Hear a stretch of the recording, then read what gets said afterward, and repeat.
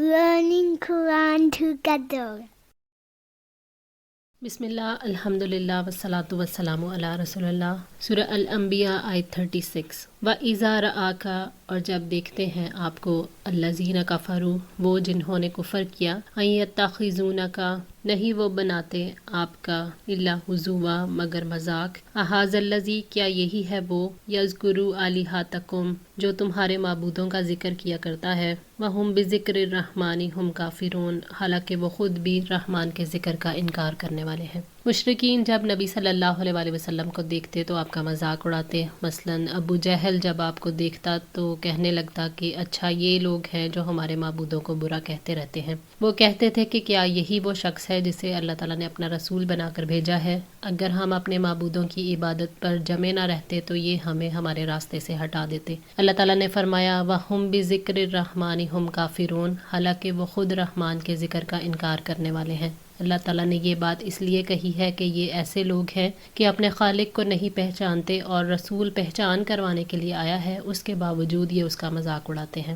حضرت مسعود بن مخرمہ رضی اللہ تعالیٰ عنہ اور مروان رضی اللہ تعالیٰ عنہ بیان کرتے ہیں کہ نبی صلی اللہ علیہ وآلہ وسلم اور مشرکوں کے درمیان میں صلح نامہ لکھ دیجئے۔ تو نبی صلی اللہ علیہ وآلہ وسلم نے کاتب کو بلایا اور اس سے فرمایا کہ بسم اللہ الرحمن الرحیم لکھو۔ سہیل نے کہا کہ اللہ کی قسم ہم رحمان کو نہیں جانتے کہ کون ہے، لہٰذا آپ یوں لکھوائیے بسمک اللہم، جیسے کہ آپ پہلے لکھا کرتے تھے۔ مسلمانوں نے کہا کہ ہم تو بسم اللہ الرحمن الرحیم ہی لکھوائیں گے۔ نبی صلی اللہ علیہ وآلہ وسلم نے کہا کہ اس پر اصرار نہ کرو، بسمک اللہم ہی لکھ دو۔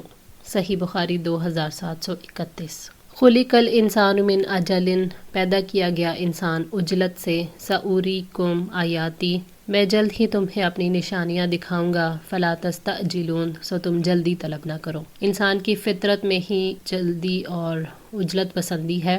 اللہ تعالیٰ نے کافروں کے عذاب کے مطالبے پر انسان کی جلد باز فطرت کی طرف توجہ دلائی ہے کہ انسان کیونکہ جلد باز ہے اس لیے وہ عذاب کے مطالبے میں بھی جلدی کرتا ہے۔ کفار نزول عذاب کے لیے جلدی مچاتے تھے، اہل ایمان بھی یہ کہتے تھے کہ کفار پر عذاب بھیجنے میں دیر کر دی گئی ہے۔ اللہ تعالیٰ نے فرمایا فَإِذَا جَاءَ أَجَلُهُمْ لَا يَسْتَأْخِرُونَ سَاعَةً وَلَا يَسْتَقْدِمُونَ، پھر جب ان کا وقت آ جاتا ہے وہ نہ ایک گھڑی پیچھے ہٹ سکتے ہیں اور نہ ہی آگے بڑھ سکتے ہیں۔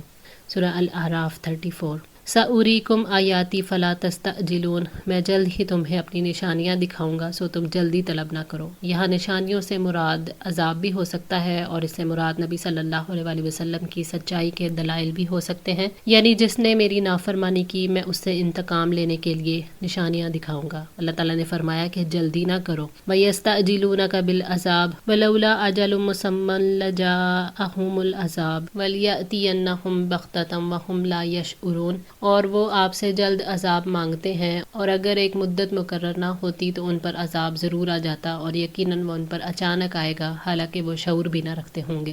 سورہ العنکبوت 53۔ وَيَقُولُونَ مَتَىٰ هَٰذَا الْوَعْدُ، اور وہ کہتے ہیں کہ یہ وعدہ کب ہوگا، ان کنتم صادقین، اگر تم سچے ہو۔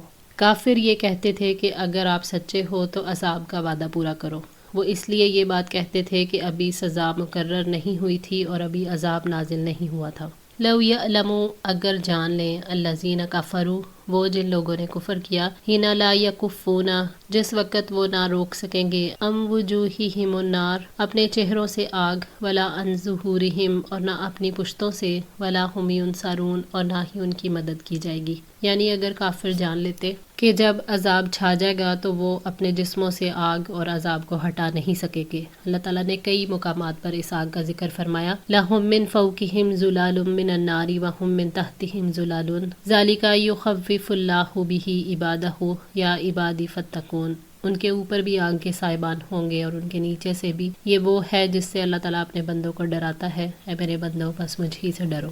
سورہ زمر آیت 16۔ پھر فرمایا سرابیلہم من قطران وتغشی وجوہہم النار، ان کے لباس تارکول میں سے ہوں گے اور ان کے چہروں کو آگ ڈھانپ لے گی۔ سورہ ابراہیم آیت 50۔ ولا ہم ینصرون، یعنی وہ نہ کسی کی مدد حاصل کر سکیں گے نہ وہ خود کسی کی مدد کر سکیں گے۔ بل تأتیہم، بلکہ وہ آ جائے گی ان کے پاس، بغتتاً، اچانک، فتبہتہم، تو وہ حیران کر دے گی انہیں، فلا یستطیعون ردہا، پھر وہ اسے رد کرنے کی طاقت نہ رکھیں گے، ولا ہم ینظرون، اور نہ ہی انہیں مہلت دی جائے گی۔ یعنی جہنم کی آگ اچانک ان کو دبوچ لے گی، اس ناگہانی آفت سے وہ گھبرا جائیں گے۔ اللہ تعالیٰ نے انسان کو خطرے کا احساس دلایا ہے کہ آپ کسی لمحے بھی خطرے سے باہر نہیں ہیں۔ اس عذاب کو دور کرنے کی ان کے پاس نہ کوئی تدبیر ہوگی اور وہ عاجز اور کمزور ہوں گے، اور نہ ہی ان کو مہلت دی جائے گی، ان کے لیے عذاب کو مؤخر نہیں کیا جائے گا۔ حضرت ابو ہریرہ رضی اللہ تعالیٰ عنہ سے روایت ہے کہ نبی صلی اللہ علیہ وآلہ وسلم نے فرمایا، قیامت قائم ہوگی اور آدمی اونٹنی کا دودھ نکال رہا ہوگا اور برتن اس کے منہ تک نہ پہنچے گا کہ قیامت قائم ہو جائے گی، اور دو آدمی کپڑے کی خرید و فروخت کر رہے ہوں گے اور ان کی خرید و فروخت مکمل ہونے سے پہلے قیامت آ جائے گی، اور کوئی آدمی اپنے حوض کو درست کر رہا ہوگا اور وہ اس سے دور نہ ہوگا کہ قیامت قائم ہو جائے گی۔ صحیح بخاری 6505۔ وَلَقَدِ اسْتُهْزِئَ بِرُسُلٍ مِّن قَبْلِكَ، اور بلا شبہ یقیناً آپ سے پہلے رسولوں کا بھی مذاق اڑایا گیا، فَحَاقَ، تو گھیر لیا، بِالَّذِينَ سَخِرُوا مِنْهُمْ، ان کو جنہوں نے مذاق اڑایا ان میں سے، مَا كَانُوا بِهِ يَسْتَهْزِئُونَ، اسی نے جس کا وہ مذاق اڑایا کرتے تھے۔ اللہ تعالیٰ نے نبی صلی اللہ علیہ وآلہ وسلم کو تسلی دی ہے کہ آپ کو جھٹلانے کا معاملہ نیا نہیں ہے، آپ سے پہلے رسولوں کو بھی ان کی قوموں نے ایسے ہی جھٹلایا تھا۔ مذاق اڑانے والوں پر اللہ تعالیٰ کا عذاب نازل ہوا تو ان کے سارے اسباب کٹ گئے، اس لیے اللہ تعالیٰ کے عذاب سے ڈرنا چاہیے۔ کفار کو یہ تنبیہ کی گئی کہ ہنسی اڑانے والوں کو اسی چیز نے گھیر لیا تھا جس کی وہ ہنسی اڑاتے تھے۔ کل من یکلؤکم، آپ کہہ دیں کون نگہبانی کر رہا ہے، باللیل والنہاری، رات کو اور دن کو، من الرحمن، رحمان سے، بل ہم عن ذکر ربہم معرضون، بلکہ وہ اپنے رب کی نصیحت سے ہی منہ موڑنے والے ہیں۔ اللہ تعالیٰ نے ان انسانوں کی بے بسی کو ان کے سامنے رکھا ہے جنہوں نے اللہ کے سوا دوسرے معبود بنا رکھے ہیں کہ وہ اللہ کے محتاج ہیں۔ اللہ تعالیٰ ان پر دن رات اپنی نعمتوں اور رحمتوں کی بارش کر رہا ہے۔ فرمایا، یہ بتاؤ کہ کون تمہاری حفاظت اور نگرانی کرتا ہے، رات کو جب تم آرام کر رہے ہوتے ہو یا دن کو جب تم اپنی روزی کے حصول کے لیے مصروف ہو جاتے ہو، تو اللہ کے سوا کون ہے جو تمہاری حفاظت کرتا ہو؟ اللہ تعالیٰ نے یہ سوال کیا ہے کہ رات اور دن میں کون ہے جو تمہاری حفاظت کرے؟ تمہارے کام تو ایسے ہیں کہ کسی بھی وقت اللہ تعالیٰ کے عذاب کی پکڑ میں آ سکتے ہو، پھر رحمان کے سوا اور بھی ہیں جو تمہاری حفاظت کریں۔ جب اور کوئی نہیں تو سوچو کہ آخر کس وجہ سے اس کے ذکر سے منہ پھیرے ہوئے ہو۔ اگر وہ نصیحت قبول کرتے تو انہیں توفیق بھی دے دی جاتی، ہدایت سے نواز دیا جاتا۔ ام لہم آلہۃ، یا ان کے لیے کچھ الہ ہیں، تمنعہم، جو انہیں بچاتے ہیں، من دوننا، ہمارے سوا، لا یستطیعون، نہیں وہ استطاعت رکھتے، نصر انفسہم، اپنی جانوں کی مدد کی، ولا ہم منا، اور نہ ہی ہماری جانب سے، یصحبون، ان کا ساتھ دیا جاتا ہے۔ اللہ تعالیٰ نے سوال کیا ہے کہ کیا تمہارے خود ساختہ معبودوں میں سے کوئی ایسا بھی ہے جو اللہ کی طرف سے آنے والی مصیبتوں سے بچائے اور ان کی حفاظت کرے؟ تمہارے جو معبود ہیں وہ اپنی مدد کرنے پر بھی قدرت نہیں رکھتے، اور نہ ہی اللہ کی طرف سے پناہ دی جاتی ہے، نہ ان کی مدد کی جاتی ہے، انہیں تو ان کے حال پر چھوڑ دیا جاتا ہے، نہ وہ خود کو نفع پہنچانے کی طاقت رکھتے ہیں، نہ نقصان دور کرنے کی طاقت رکھتے ہیں۔ اللہ تعالیٰ نے انسانی شعور کو جھنجھوڑا ہے کہ کیا کوئی اور معبود ہے جو تمہیں مصیبتوں سے بچا سکتا ہو؟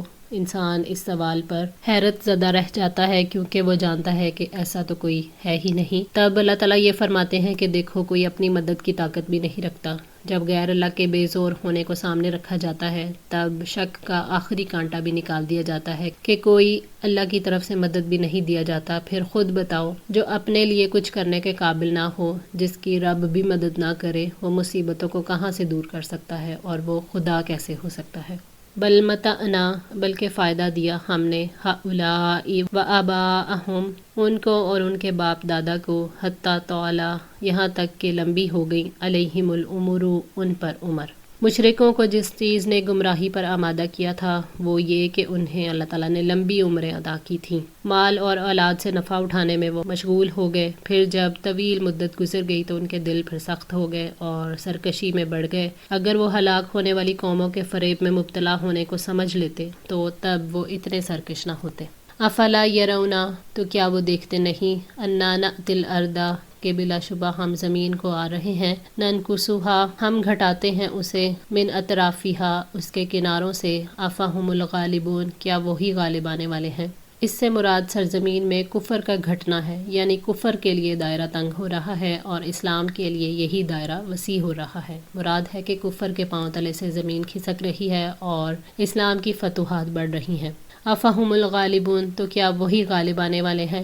اللہ تعالیٰ نے غالب ہونے کا سوال اس لیے کیا ہے کہ یہ تمہاری سمجھ کی کجی ہے کہ تم کفر کو سمٹتا دیکھ کر بھی اسے غالب سمجھو، حالانکہ وہ مغلوب ہے۔ اللہ تعالیٰ فرماتے ہیں کہ زندگی کا تھوڑا سا عیش و آرام پا کر تمہیں لگا کہ عمر اچھی گزر گئی، یہ تو اللہ تعالیٰ کے اصول مہلت کے تحت ہوا ہے، اس سے دھوکہ نہ کھاؤ کہ تم صحیح راستے پر ہو۔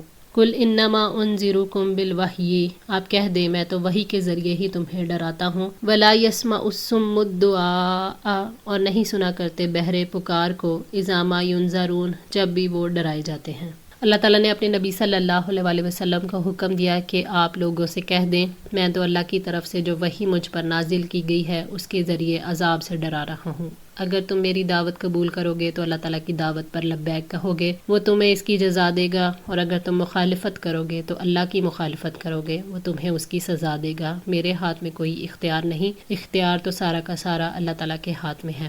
ولا یسمع الصم الدعاء اذا ما ینذرون، اور بہرے کو آواز سنائی نہیں جا سکتی۔ آواز تو تبھی سنی جا سکتی ہے جب کوئی اس کو سننا قبول کرے۔ جس کا دل اندھا ہو، جس کے کان بہرے ہوں، اور جس کے دل اور کانوں پر مہر لگ چکی ہو، اس کو نصیحت فائدہ نہیں دے سکتی۔ بہروں کو ڈرانے سے فرق نہیں پڑتا کیونکہ وہ سنتے ہی نہیں۔ فرمایا وَمَثَلُ الَّذِينَ كَفَرُوا كَمَثَلِ الَّذِي يَنْعِقُ بِمَا لَا يَسْمَعُ إِلَّا دُعَاءً وَنِدَاءً صُمٌّ بُكْمٌ عُمْيٌ فَهُمْ لَا يَأْكِلُونَ، اور ان لوگوں کی مثال جنہوں نے کفر کیا اس شخص کی مثال جیسی ہے جو ان جانوروں کو پکارتا ہے جو پکار اور آواز کے سوا کچھ نہیں سنتے، وہ بہرے ہیں، گونگے ہیں، اندھے ہیں، سو وہ نہیں سمجھتے۔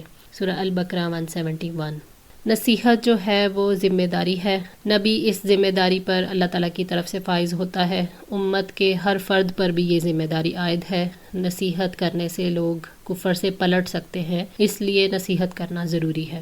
آج کے لیے اتنا ہی، دعا ہے اللہ تعالیٰ ہماری اس کوشش کو قبول فرمائے، ہماری غلطیوں کوتاہیوں کو معاف فرما کر ہماری اصلاح فرمائے۔ جزاکم اللہ خیر، والسلام علیکم ورحمۃ اللہ وبرکاتہ۔